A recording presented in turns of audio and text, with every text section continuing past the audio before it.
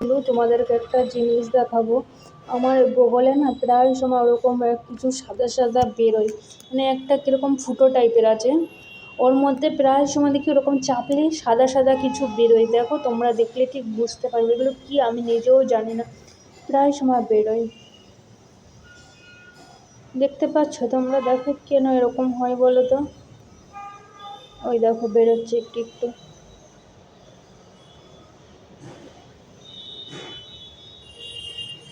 তো কেন বের হয় এরকম আমি নিজেও জানি না। তোমরা যদি জানো প্লিজ কমেন্ট করে বলো যে কেন এরকমটা বের হয় বগল থেকে। দেখো এই যে সাদা সাদা মতন বেরোচ্ছে, কেন বের হয় এরকম বগল থেকে?